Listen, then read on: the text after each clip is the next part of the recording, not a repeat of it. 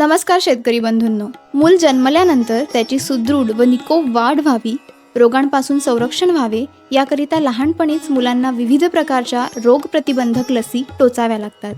लहान मुलांप्रमाणेच आपल्या पिकाचे देखील बियाण्याद्वारे आणि जमिनीद्वारे प्रसारित होणाऱ्या रोगांपासून रक्षण करण्याकरिता पेरणीपूर्वी कीड व रोगनाशकांची बीज प्रक्रिया करणे आवश्यक ठरते. भारत सरकारचा नैसर्गिक शेती उपक्रम हा प्रामुख्याने रासायनिक खते आणि कीटकनाशकांवरील गरज कमी करून उत्पादन खर्चात बचत करणे, शेतकऱ्यांचे उत्पादन वाढवणे, मातीचे आरोग्य सुधारणे आणि शाश्वत तसेच हवामान अनुकूल शेतीला चालना देणे या उद्देशाने राबविण्यात येत आहे. महाराष्ट्रातही ही योजना प्रभावीपणे राबवली जात आहे.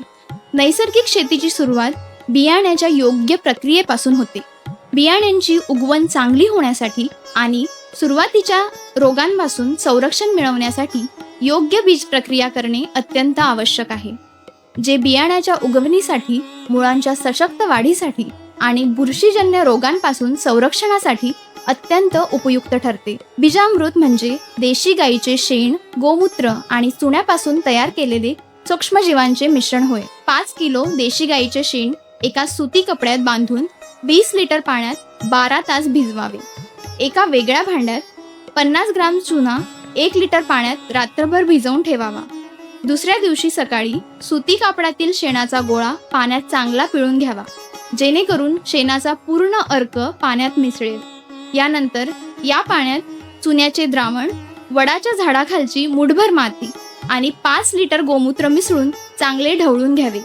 हे मिश्रण दिवसातून 2 ते 3 वेळा ढवळावे. 24 तासांनंतर बीजामृत वापरण्यास तयार होते. पेरणीपूर्वी बियाण्यावर हे द्रावण एकसारखे शिंपडून बियाणे सावलीत सुकवून पेरणी करावी.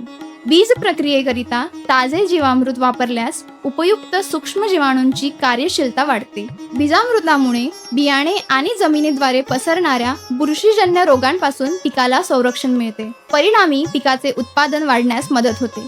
नैसर्गिक शेतीचा हा सोपा आणि प्रभावी उपाय नक्की वापरून पहा. धन्यवाद.